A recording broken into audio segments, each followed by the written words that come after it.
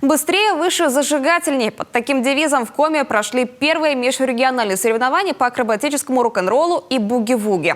Более 160 спортсменов из 7 регионов нашей страны показали свое мастерство. Это больше, чем просто танцы. Сложные элементы, для которых требуется прекрасная физическая подготовка. В этом убедилась Мария Дымова. Сыктывкар появился на карте акробатического рок-н-ролла не так давно. Силами бывшей лыжницы Юлии Чипаловой спорт начал развиваться. И спустя 5 лет столица Коми приняла турнир российского масштаба. Это у нас соревнование проходит впервые такого масштаба.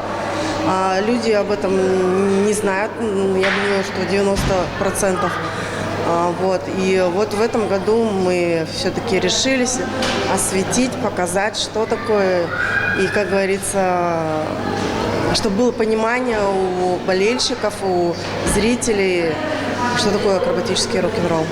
В соревнованиях участвуют спортсмены от 4 до 43 лет, но оценивают их всех по одинаковой системе. Смотрят на правильное исполнение, разнообразие элементов и даже на эмоции, которые танцоры дарят зрителям и судьям. На самом деле судейство у нас достаточно сложное, и сложность обусловлена тем, что мы уже много лет стараемся найти ту формулу, которая позволит свести субъективизм в нашем субъективном виде спорта к минимуму. Понятно, что исключить его нельзя, поскольку танец – это все-таки эмоции, это страсть, это огонь в глазах.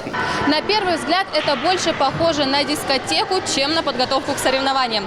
Яркие костюмы и зажигательные движения. Но за то время, пока спортсмены находятся на сцене, их затраты энергии примерно такие же, как при беге с препятствиями. Но они виду не подают. С улыбкой и легкостью показывают свое мастерство.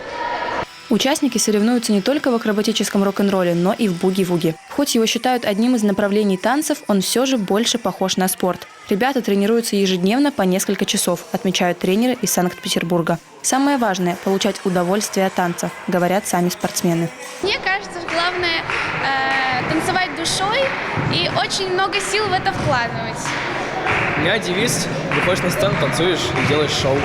Более 200 движений совершают танцоры, пока находятся на сцене. И зрители даже не замечают, что большинство из них – импровизация. В буги-вуги заранее продумывают только основные шаги, остальное танцоры создают в моменте. Номер в акробатическом рок-н-ролле же ставится задолго до выступления. Несмотря на такое различие, оба направления дарят яркие эмоции зрителям.